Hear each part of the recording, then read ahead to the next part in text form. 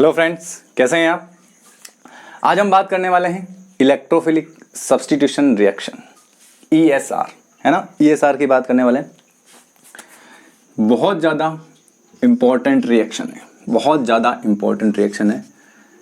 इतने सारे स्टार लगाऊंगा तो भी कम है, ऐसी रिएक्शन है ना। तो रिएक्शन मैकेनिज्म में जो सबसे ज़्यादा इम्पोर्टेंट पार्ट है टाइप ऑफ रिएक्शन का, वो है ESR। क्यों कह रहा हूं ऐसा मैं, क्योंकि सबसे ज़्यादा क्वेश्चन इसी में से पूछे जाते हैं कॉम्पिटिटिव एग्जाम में, है ना कि बोर्ड एग्जाम में, बल्कि कॉम्पिटिटिव एग्जाम में भी सबसे ज़्यादा क्वेश्चन यहाँ से उठते हैं, यहाँ से पूछे जाते हैं। तो इसको बहुत अच्छे से क्लियर करना है। एक बार ये क्लियर हो गया, क्योंकि इसमें बहुत टाइप के क्वेश्चन बन जाते हैं इसमें से, तो इसको बहुत अच्छे से पढ़ना है, समझना है, और उसके बाद इससे रिलेटेड जो भी क्वेश्चन आएंगे आप इजीली क्लियर कर लोगे। तो ये मुझे पार्ट जो है मेरे हिसाब से बहुत ज़्यादा इंपॉर्टेंट, क्योंकि जितने भी कॉम्पिटिटिव एग्जाम होते हैं उसमें से क्वेश्चन मिल जाते हैं इसमें से। तो जरूर अच्छे से देखना है, पूरा वीडियो देखना है। मैं छोटी से लेके बड़ी लेवल की चीज़ें सब बात करूंगा, सब पे बात करने वाला हूं, तो इसमें जरूर इसको ध्यान से देखना इस वीडियो, है ना। स्टार्ट करते हैं। ये सीधा मैकेनिज्म की बात करेंगे हम, कैसे रिएक्शन होती है, क्या होती है, कौन कौन सी रिएक्शन होती है, उसके मैकेनिज्म की बात करेंगे, उससे थोड़ा अच्छे से क्लियर हो जाएगा। देखो, इसके मैकेनिज्म की अगर मैं बात करूं तो ये 3 पार्ट में डिवाइड है।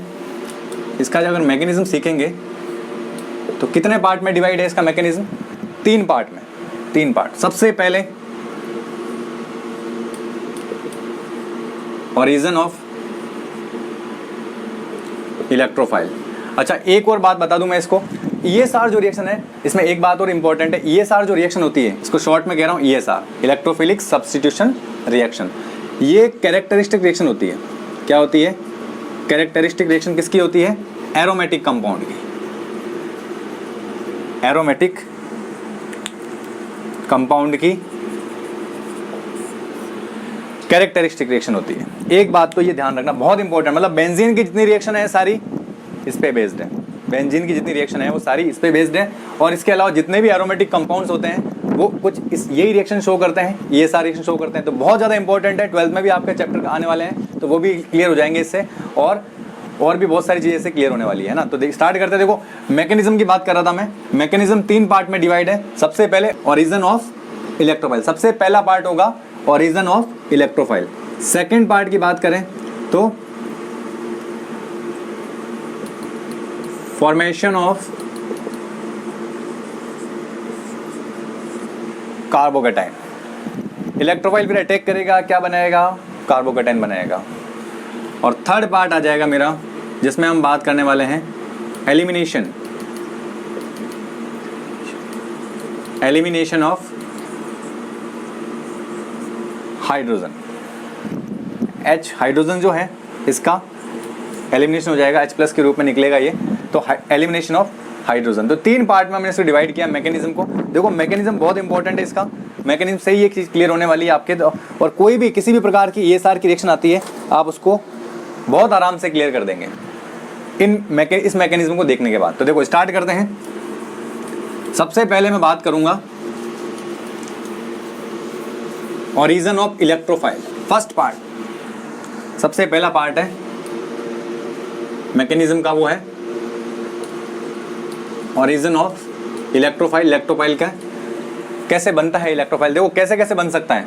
अगर मुझे बेंजीन का हेलोजिनेशन करना है, बेंजीन का अगर मुझे हेलोजिनेशन करना है, तो उस कंडीशन में क्या होगा? मुझे Cl2 Br2 इनसे रिएक्शन करानी पड़ेगी, है ना।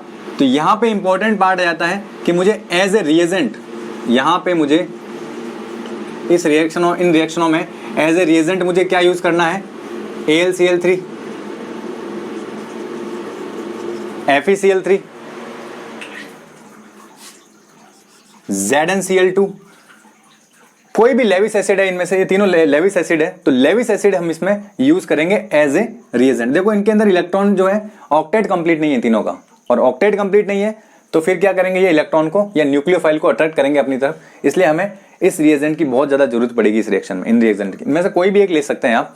तो ये रिएजेंट कंपलसरी है। देखो, रिएजेंट क्यों कंपलसरी है? रिएजेंट इसलिए कंपलसरी है, हम इसलिए कहते हैं कि जैसे अगर मैं यहाँ हेलोजिनेशन करा रहा हूँ, तो हेलोजिनेशन जो है वो Cl2 तो ये Cl। अब ये अगर एल्केन आता है, तो एल्केन के केस में क्या होगा? यहाँ पे हम क्या करेंगे?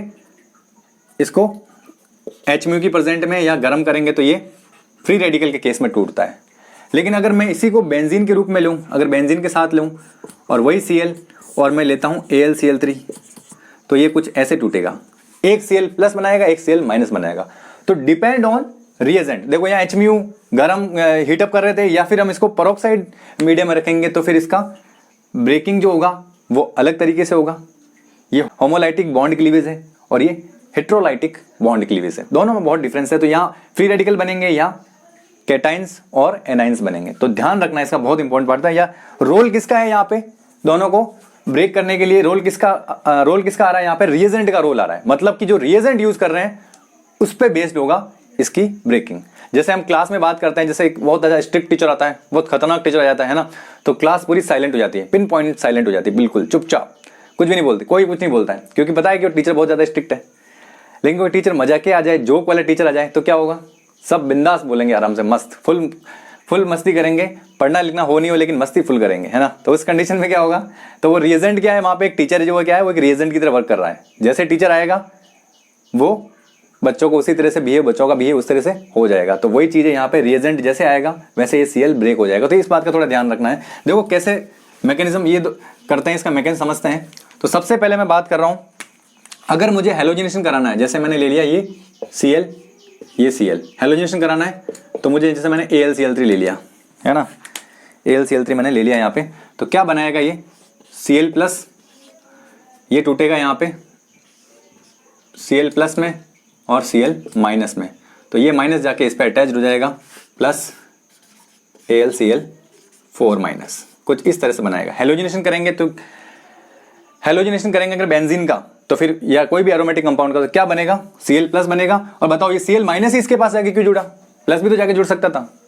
जैसा कि मैंने पहले बताया, क्या समस्या है, लेविस एसिड है, लोइस अम्ल है, यानी कि इसके पास ऑक्टेट इनकम्प्लीट है, ऑक्टेट पूरा नहीं है, अष्टक पूरा नहीं है, तो ये इसके पास इलेक्ट्रॉन की जरूरत है।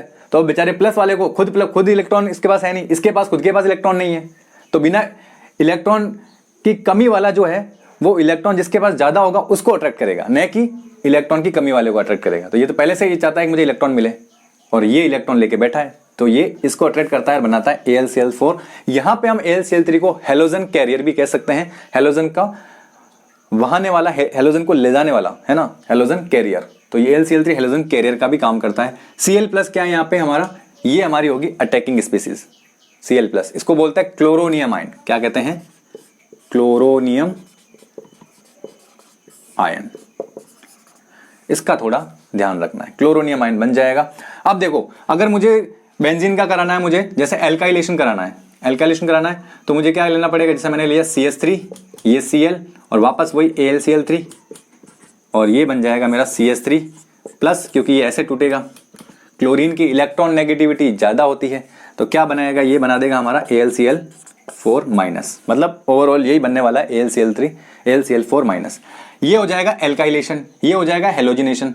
अगर मुझे कराना है एसिलेशन अगर मुझे कराना है, तो देखो एसिलेशन कैसे कराएंगे, एसिलिनियम आयन बनेगा उसमें, CH3COCl, इसी तरह से बॉन्ड ब्रेक होगा AlCl3 की प्रेजेंट में, और क्या बनाएगा, अच्छा ये जब होगा जब एरोमेटिक कंपाउंड होगा, है ना, और AlCl3 यूज होगा, तो एरोमेटिक कंपाउंड के अंदर AlCl3 जब यूज होगा तब इस तरह से ब्रेक होगा। क्या बनाएगा, CH3 एसिलिनियम आयन बनाएगा, ये बना देगा हमारा एसिलिनियम आयन, ये बन जाएगा, और प्लस AlCl4 एसिलेशन हो जाएगा ये। अच्छा, मुझे उसके अलावा नाइट्रेशन कराना है, सल्फोनेशन कराना है, तो उसके लिए भी मेरे पास में क्या हो जाएगा, उसके लिए भी मेथड बता दूंगा मैं आपको कैसे कैसे वो बनने वाले हैं, तो उसकी भी बात करते हैं। देखो 3 तो ये होगा, इसको आप स्क्रीनशॉट ले लीजिए, नोट कर लीजिए, इसको ज़्यादा अच्छा है कॉपी पेन लेके नोट करो, ज़्यादा अच्छा रहेगा कॉपी पेन लेके नोट करोगे, क्योंकि ये बहुत इंपॉर्टेंट बातें हैं। ठीक है, चलिए नेक्स्ट बात करते हैं। ये तो हो गया, क्या हो गया, हेलोजिनेशन हो गया, एसाइलेशन हो गया, एल्काइलेशन हो गया। अब देखो हमारे पास जो है इलेक्ट्रोफाइल बनते जा रहे हैं, इलेक्ट्रोफाइल बन गए ना, एक तो Cl प्लस बन गया इधर, एक CH3 प्लस बना, और एक CH3CO प्लस बना है, 3 बन गए हमारे पास इलेक्ट्रोफाइल। ये इलेक्ट्रोफाइल ही तो है जिनके पास इलेक्ट्रॉन की कमी है। अब देखो, जैसे मुझे कराना है नाइट्रेशन, अगर मुझे कराना है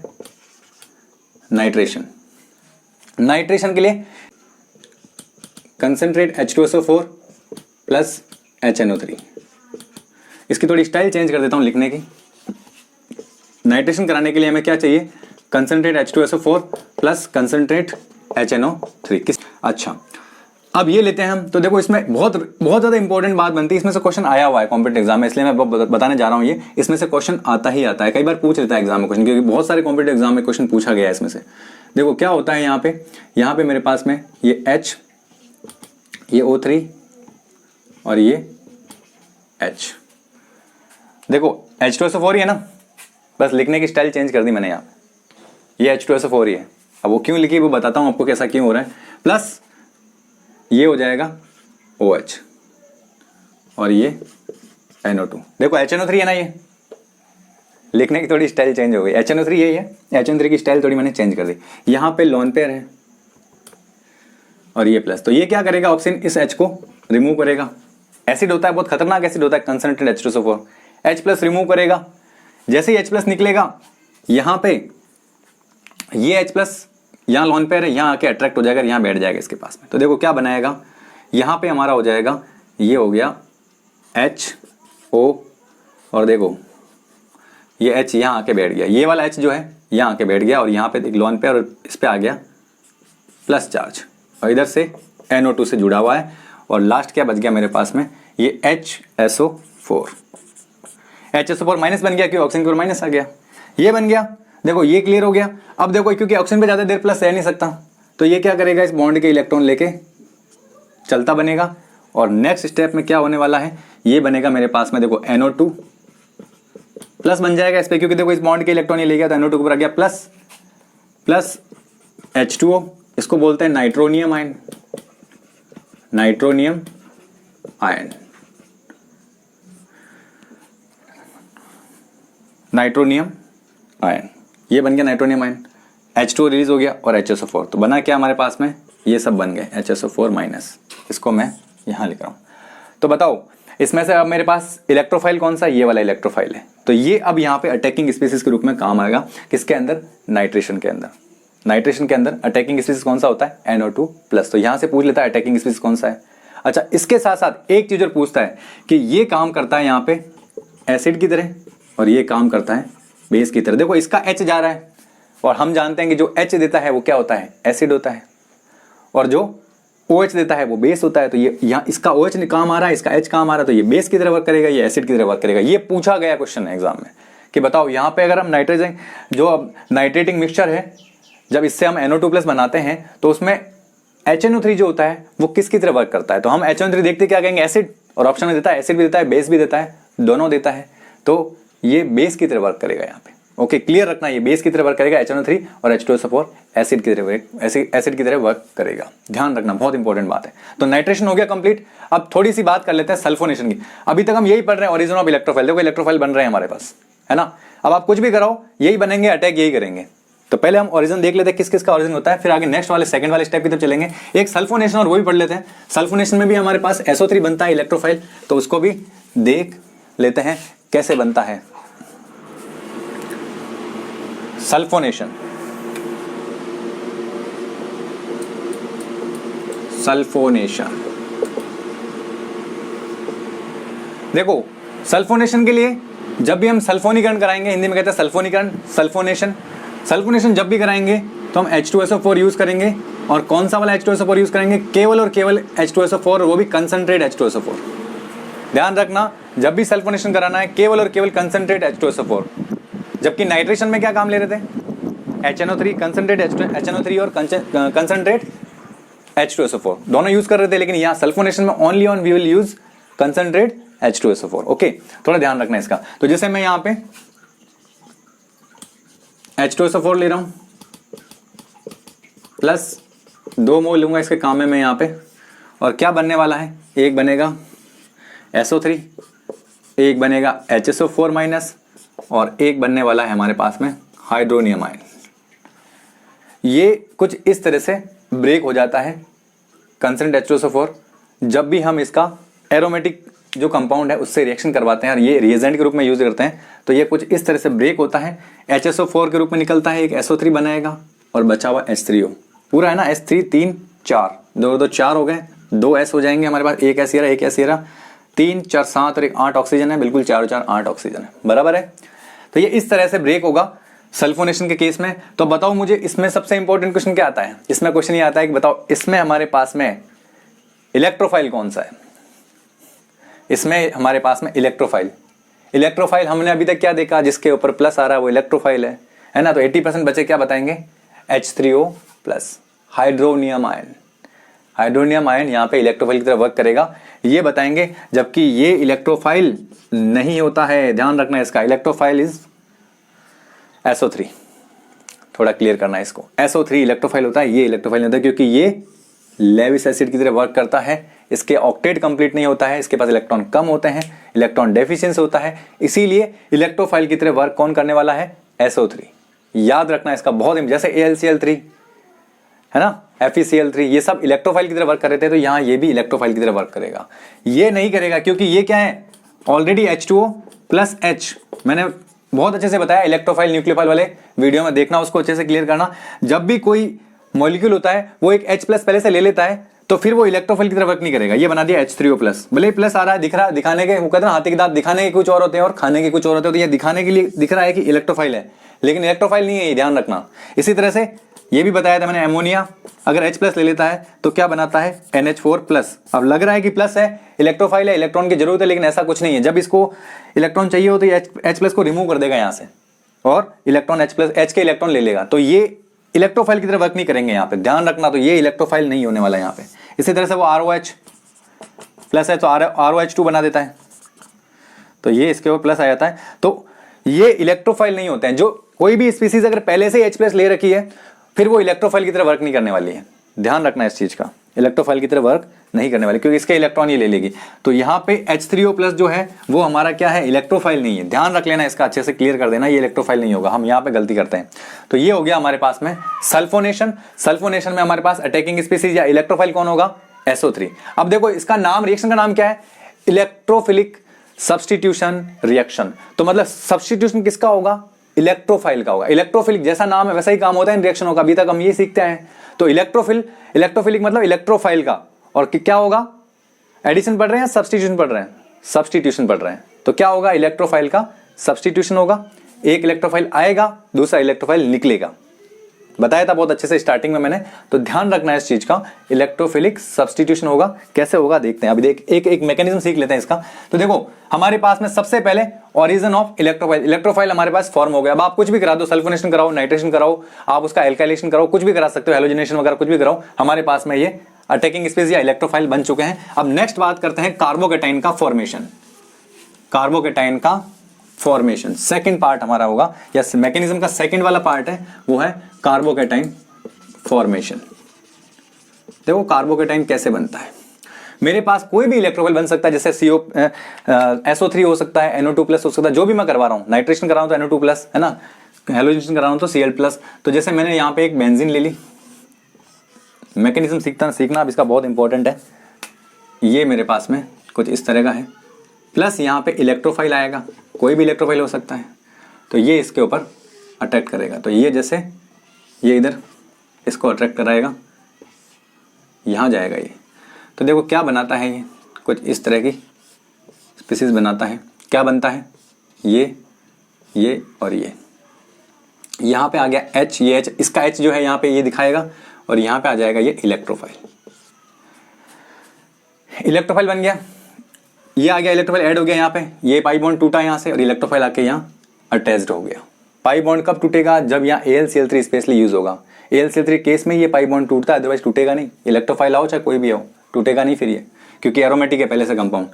तो जैसे ही ये बन जाएगा, उसके बाद देखो, उसके बाद हमारे पास में ये बन जाएगा, इस तरह की कोई स्पीसीज बन जाएगी। अब देखो इस तरह की स्पीसीज बनेगी, तो यहाँ पे देखो, यहाँ पे प्लस बन गया, कार्बन की वैलेंसी कम हो रही थी ना, यहाँ से बॉन्ड टूटा, इलेक्ट्रॉन गए तो यहाँ प्लस बन जाएगा, ये प्लस बन गया। इसको हम क्या बोलते हैं? इसके बहुत सारे नाम है, अभी मैं इसका एक फाइनल बनाऊंगा प्रोडक्ट, उसके बारे में बताऊंगा। इसका जो है रेजोनेंस करवाएंगे, फिर उसके बाद जो फाइनल बनेगा उसके बारे में बात करेंगे। तो ये बन गया, देखो प्लस चार्ज बन गया, यहाँ कार्बोकेटाइन बन गया, फॉर्मेशन ऑफ कार्बोकेटाइन हो गया। अब क्या होगा? रेजोनेंस होगा। क्या होगा? रेजोनेंस। इस तरह चलेगा ये। तो देखो आगे क्या बनेगा, आगे कुछ इस तरह की स्टाइल से बनेगा, यहाँ डबल बॉन्ड, यहाँ डबल बॉन्ड, ये प्लस, और देखो ये अपनी जगह एज इट इज ऐसे कैसे बैठे हैं, फिर आगे चले तो ये बॉन्ड इधर शिफ्ट होगा, मतलब कि अब पॉजिटिव कहाँ पे आएगा, वापस यहाँ पहुँच जाएगा। तो यहाँ ले रहा हूँ मैं नेक्स्ट स्ट्रक्चर है ना, यहाँ पे मैं नेक्स्ट स्ट्रक्चर ले रहा हूँ इसकी, ये हो गया पॉजिटिव यहाँ पहुँच गया, और ये हो गया हमारे पास में H और ये इलेक्ट्रोफाइल। अब क्या होगा, अब ये बॉन्ड वापस से इधर आएगा और ये पॉजिटिव गायब हो जाएगा और वापस बना देगा हमारे पास में, ये इलेक्ट्रोफाइल आके अटैच्ड हो जाएगा इसके ऊपर, ये और ये इलेक्ट्रोफाइल जुड़ गया इस पर।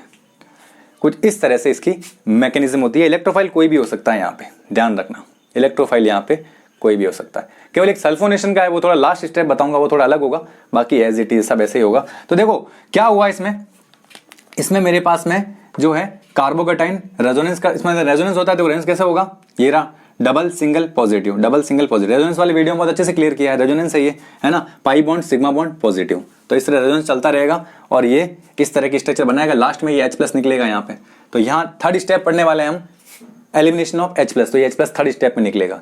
तो ये समझ में आया आपको, तो ये अभी मैं नहीं बना रहा, ये लास्ट स्टेप में हो जाएगा हमारे पास में, तो इसको अच्छे से क्लियर कर देंगे लास्ट स्टेप में। तो इस तरह के आगे मैकेनिज्म होने वाला। तो देखो ये क्या हो रहा है, इस तरह से बन रहा है ना, इसको अगर मैं एक मैं कॉम्प्लेक्स के रूप में बनाऊं, इसको सिग्मा कॉम्प्लेक्स के रूप में बनाऊं इसको, तो क्या बनने वाला है, सिग्मा मतलब ओवरऑल जो इसकी क्या बोलते हैं इसको, रेजोनेंटिक हाइब्रिड, रेजोनेंस हाइब्रिड कह सकते हैं उसे, रेजोनेंस हाइब्रिड अगर इसका बनाऊं तो देखो कैसे बनने वाला है, ये कुछ इस तरह का बनेगा, ये पॉजिटिव और इसके चारों तरफ, और ये इधर H और इधर इलेक्ट्रोफाइल। आ रहा है कुछ समझ में? देखो ये पॉजिटिव रिंग में चारों तरफ घूम रहा है, तो देखो यहाँ आया, पहले यहाँ था, फिर यहाँ आया, फिर यहाँ पे आ गया, तो ये पॉजिटिव घूम रहा है, ये रोटेट करके दिखा रहा है कि भाई ये पॉजिटिव घूम रहा है। इसको क्या बोलेंगे हम, अब ये इस तरह का जो ये कॉम्प्लेक्स बने ना, इनको हम क्या बोलेंगे, इसका बहुत सारे नाम है, सिग्मा कॉम्प्लेक्स इसको बोलते हैं, सिग्मा कॉम्प्लेक्स ऑब्लिक एरिनियम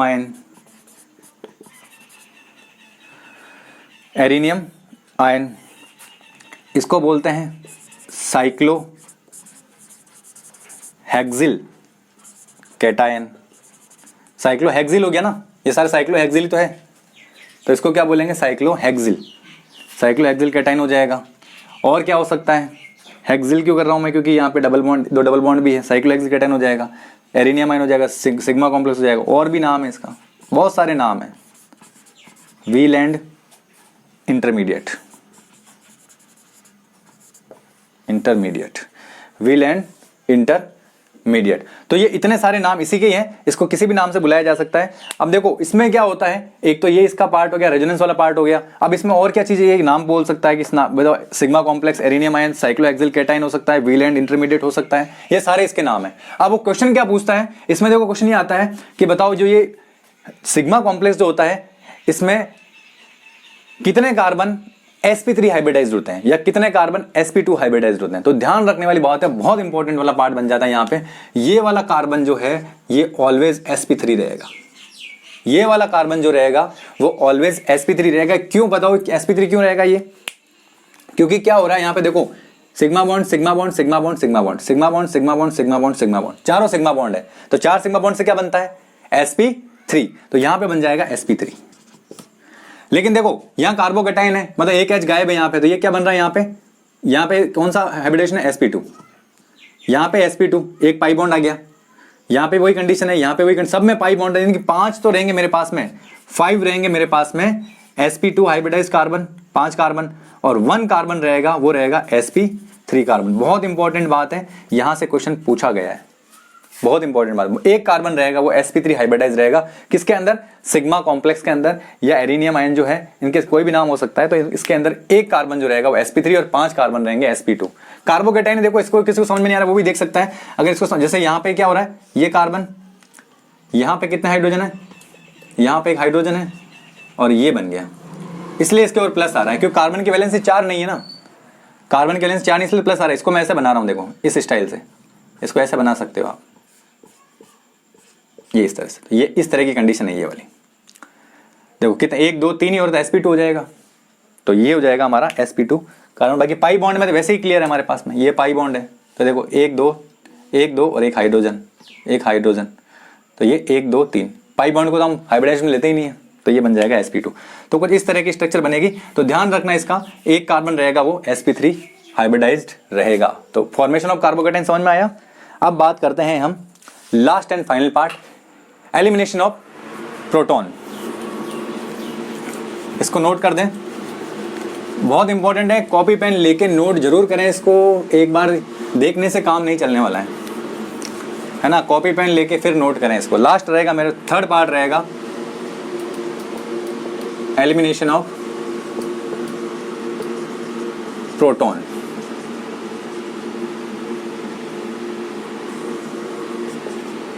प्रोटॉन का एलिमिनेशन होगा। अब लास्ट पार्ट में क्या होगा, प्रोटॉन का एलिमिनेशन। अब देखो क्या हो गया बेचारा, यहाँ पे ये कुछ इस तरह की स्ट्रक्चर बनी थी लास्ट में, अगर आपको पता हो तो, ये इस तरह की, और ये नहीं, यहाँ पे ऐसे नहीं आया था, ये और ये बना था, यहाँ पे H है और यहाँ इलेक्ट्रोफाइल। ये लास्ट स्ट्रक्चर हमारी ये थी सिग्मा कॉम्प्लेक्स, रेजोनेंस के बाद में है ना, लास्ट स्ट्रक्चर हमारी यही थी। तो देखो क्या हो रहा है यहाँ पे, ये कार्बन जो होता है ये चिल्लाता है कि यार, अच्छा एक बात, तो एक बहुत इंपॉर्टेंट क्वेश्चन मेरे दिमाग में आया, क्योंकि ये भी पूछता कई बार, बताओ सिग्मा कॉम्प्लेक्स जो होता है या मेरे पास में कोई एरिनियम आयन जो है वो एरोमेटिक रहेगा अब या नहीं रहेगा, क्योंकि बेंजीन से रिएक्शन की उस समय तो बेंजीन तो एरोमेटिक थी, अब ये सिग्मा कॉम्प्लेक्स बन गया, बताओ सिग्मा कॉम्प्लेक्स एरोमेटिक होगा या नहीं होगा। ये एरोमेटिक नहीं होता है, इसकी एरोमेटिसिटी खत्म हो जाती है इसके कारण।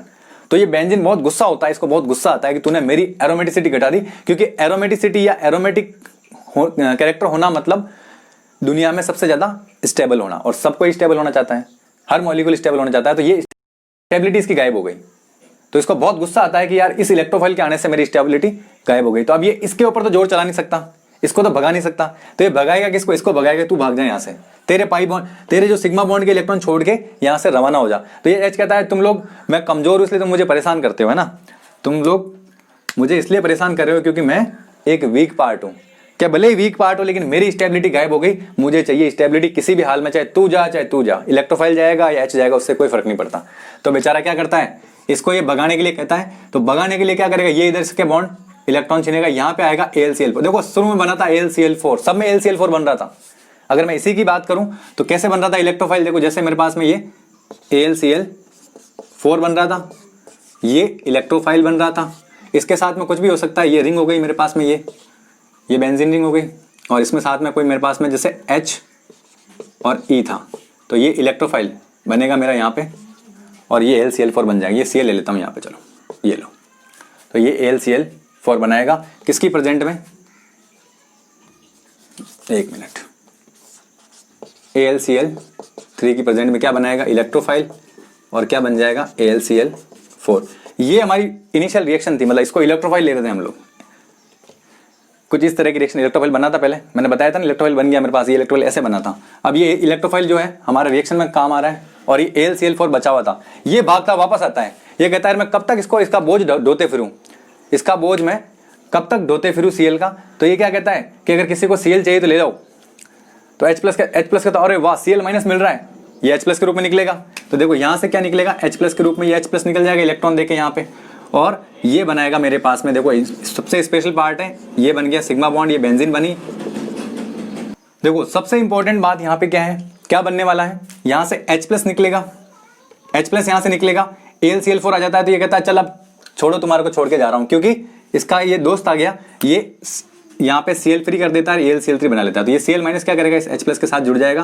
तो देखो क्या बनने वाला है, प्लस HCl बन गया और plus AlCl3 as it is, जैसा हमने रिएजेंट यूज लिया था वैसा का वैसा बाहर निकल जाता है। बहुत इंपॉर्टेंट है, बहुत ज़्यादा ईजी है, सिंपल है, आराम से इसको समझ सकते हैं, कर सकते हैं। तो ये मैकेनिज्म का कंप्लीट हुआ, हमारे पास में इस तरह से रिएक्शन कंप्लीट होती है। कोई भी रिएक्शन हो सकती है, नाइट्रेशन कराओ आप, सल्फोनेशन कराओ आप एल्काइलेशन कराओ, आप एसिलेशन कराओ, कुछ भी कराओगे, इसी मैकेनिज्म से रिएक्शन कंप्लीट होगी। बस ये इलेक्ट्रोफाइल जो है वो इस तरह से अटैक करेगा और ये मैकेनिज्म आगे कंप्लीट हो जाएगा। ये इस बात का बहुत ध्यान रखना है अच्छे से, क्योंकि ये वाला पार्ट यहाँ पे इंपॉर्टेंट हो जाता है, थोड़ा ध्यान रखना है इसका।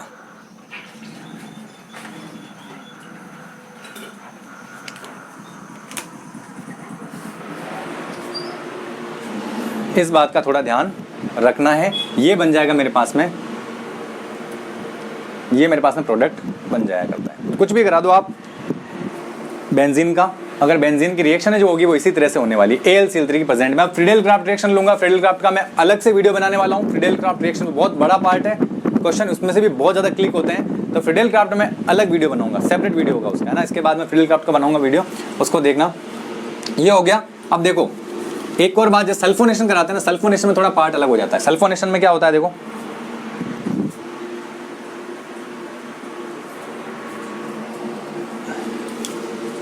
देखो सल्फोनेशन जो होता है ना, सल्फोनेशन उसमें क्या होता है, जैसे मेरे पास ये बेंजीन रिंग है और यहाँ पे आएगा अटैक करने आएगा, SO3 आता है सल्फोनेशन में।